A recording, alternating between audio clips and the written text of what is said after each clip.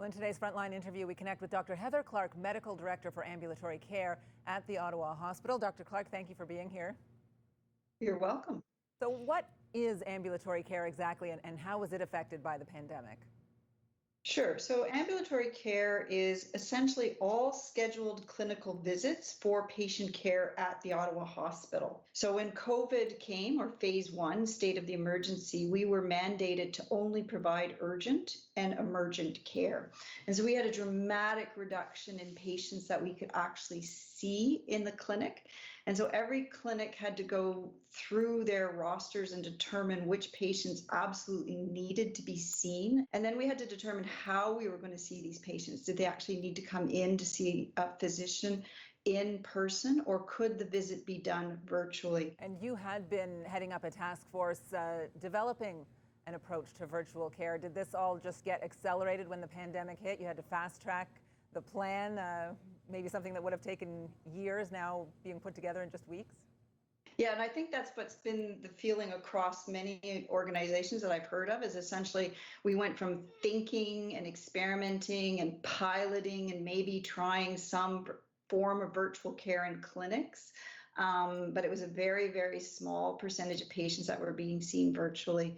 And essentially within a few week period, we transitioned on a dime to providing almost 50% of all of our visits in ambulatory care or more were being provided virtually at that time. Are you amazed at the kind of care you're actually able to deliver virtually? I think the pandemic gave us this opportunity to really experiment with the virtual care. I don't think we're going back to the way we provided care before. There are a lot of advantages with providing virtual care, and I'm sure many people have experienced them as a patient with a phone call with their doctor, or even from physicians. I think we would have been hard pressed to get some physicians to consider providing virtual care. But when it became an absolute necessity and the only way you could see your patients safely, then they were obviously willing to continue to provide care for their patients. And this is the work side of it. At home, you have a family member who's more vulnerable. You have to worry about balancing your patient care with protecting your family, obviously. Yeah, so that is a big challenge, I think, for many healthcare providers. It is something we've been learning as we've been going on, like what procedures need to be taken in distancing yourself from your work environment, and then protecting and changing what you need to do when you come into the house. I want to ask you, do you worry about a second wave and what that could mean for your patients and for this city? I think all of us are worried.